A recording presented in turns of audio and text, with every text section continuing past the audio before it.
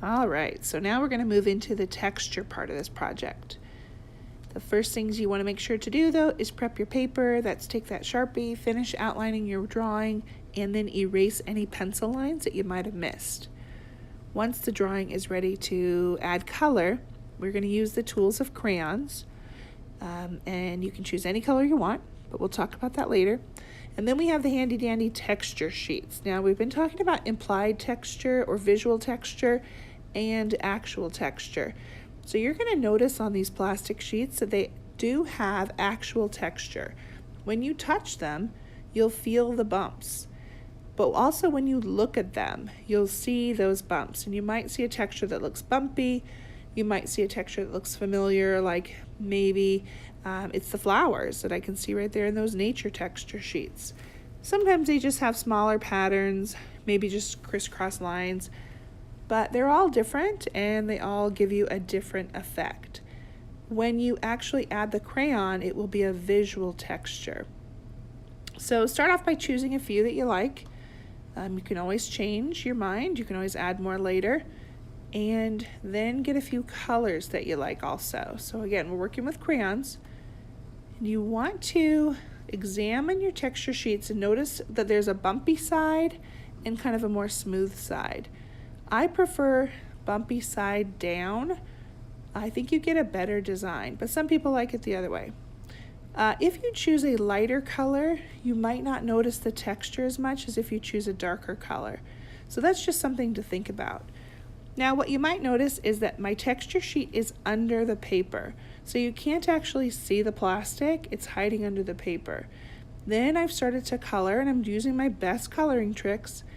I'm outlining first and moving slowly to fill in that space as smoothly as I can.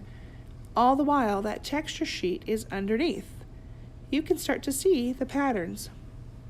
Now I'll move the texture sheet over because I'm moving to a different section of my drawing. I decided to have both eyelids look the same color, same texture. I didn't have to, and you don't have to either, but it's something you can think about.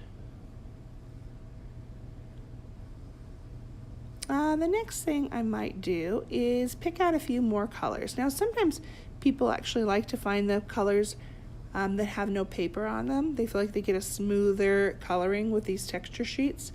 It's up to you. I use both. I don't really have a preference, actually.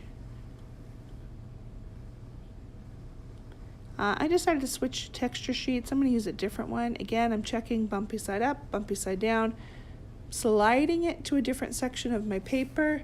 Now I'm going to color those horns. So I picked a different color and used a different texture sheet.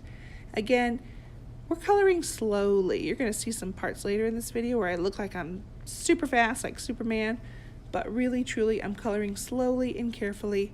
I just push fast forward on the video. It's looking pretty good. Again, check to make sure that your texture sheet is under the section that you're coloring. That's the worst when you forget to slide it over. Because remember, you can't see it. It's underneath. And you forget to slide it over, and pretty soon you have a smooth texture. All right, I'm going to keep going. Again, boy, don't you wish you could really color this fast in real life? I ended up kind of thinking about a rainbow. I couldn't decide on one color, so I decided to use them all.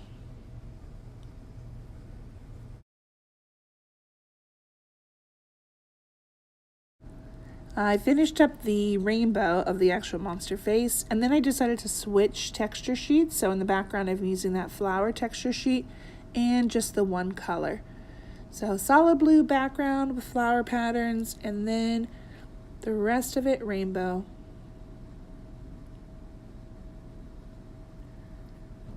All right, you're about to start, so make sure that you're doing your job according to your table job and sharing the texture sheets. Be kind,